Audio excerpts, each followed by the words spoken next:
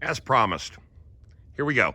Okay, I did a little research on this property and breaking down some numbers.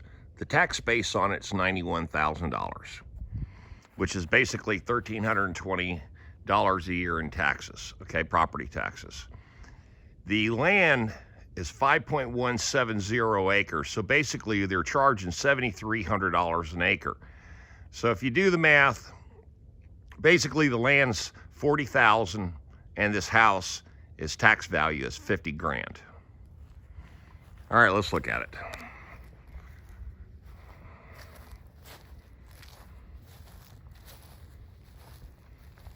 Like I said, I've been inside.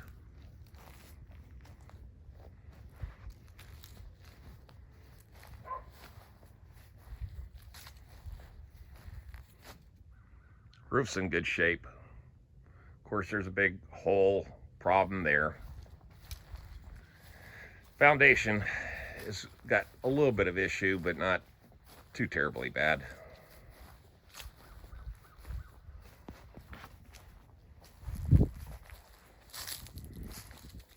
Small fireplace. Gas line going in.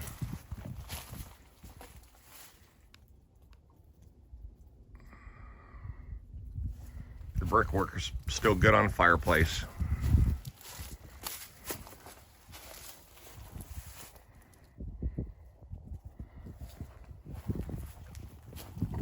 Little issues right along in here. Like I said, this is a fairly large house.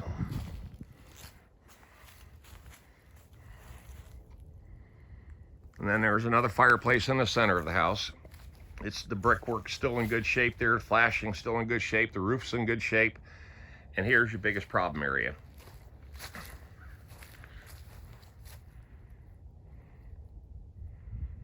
Everything can be fixed. A lot of peeling paint on the sun side.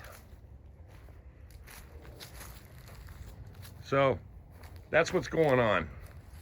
This is valued on the tax book at 50 grand.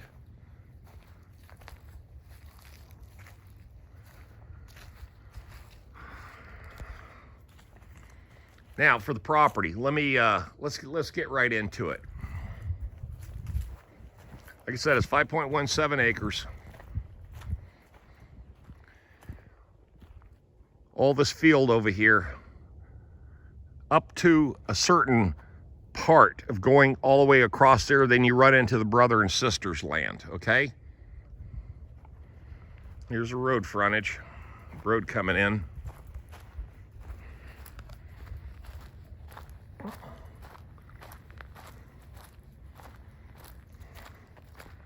So the actual road frontage, I don't know that.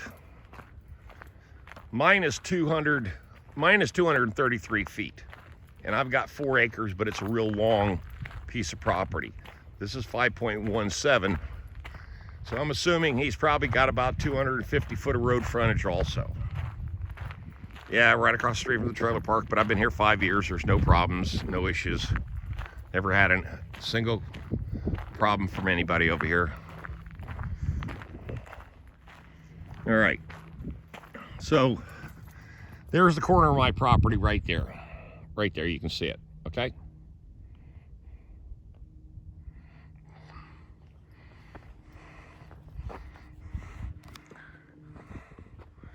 And there's a view from the front.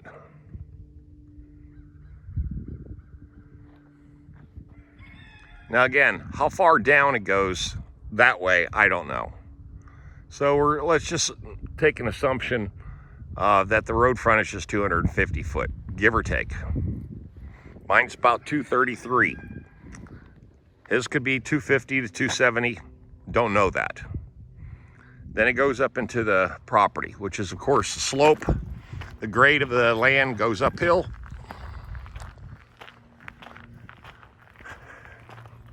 Everything over here could be cleared easily. This is basically the way I found my land. It was just, you know, uncut.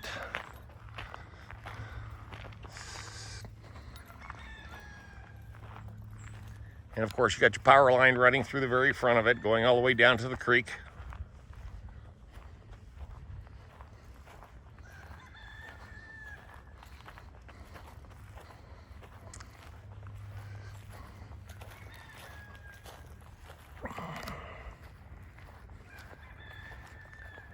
Now here's a surprise. This will be a kind of like a, I'm pretty sure he'll leave this here. And if he does, that's great.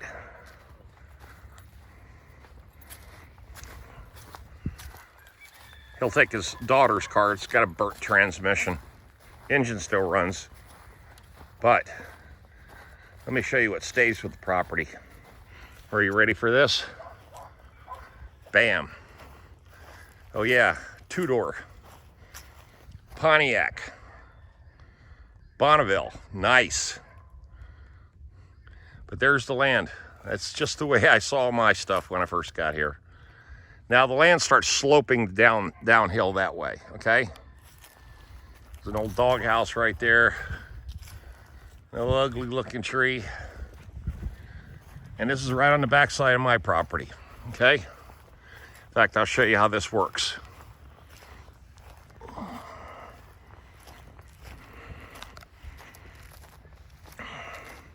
Got a bunch of these damn sago palms. They would have to come out of here. I hate those damn things.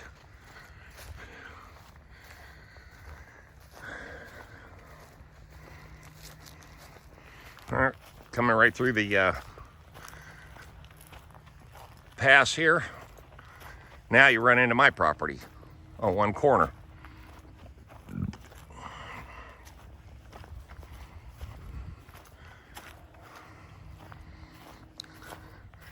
And then there's my neighbor's property on the other side over there.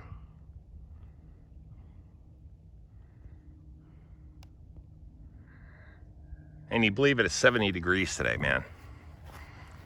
Warm as hell. Now, going down to the corner.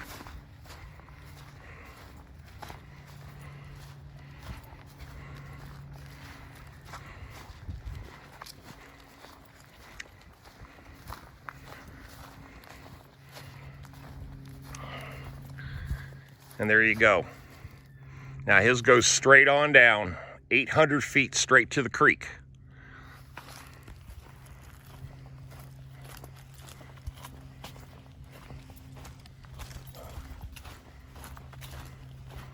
Now all this could be cut down easily. Get one of those forester guys with a, in fact, I know a guy an hour from here for $200 an hour.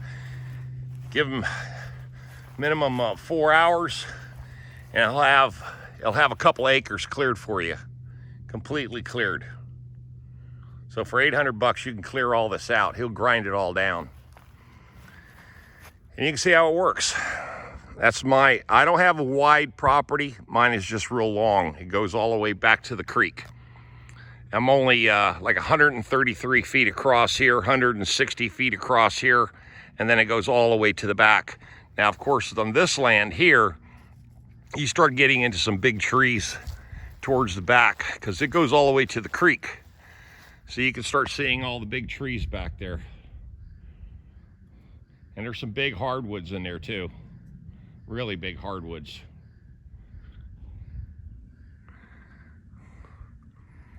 That's a beautiful piece of land.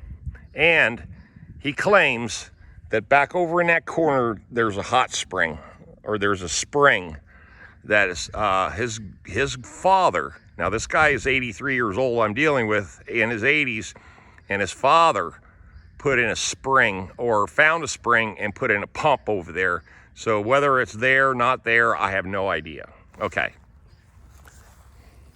That's it. Now, mine was just as rough. There was a comment left on the other video I uploaded about when I first started talking about this land, is if mine land was a 7, what would, you know, this over here, shit, I didn't even see this. Damn bullet hole right through my fence post. That's why I don't shoot down here anymore. Damn, nice, went right through. But asked if what condition this land is in, trash and all that other stuff. There is no trash on this land. His brother, who sold me my land and the other land over there, he used both those lands for his dumping site when he was running a construction company way back in the day. So everything over here is clear. No problem. And you can see where all the deer bed down. This is where they bed down. So you got a lot of deer out here. They use this area a lot. But there you go. That's my mess over there.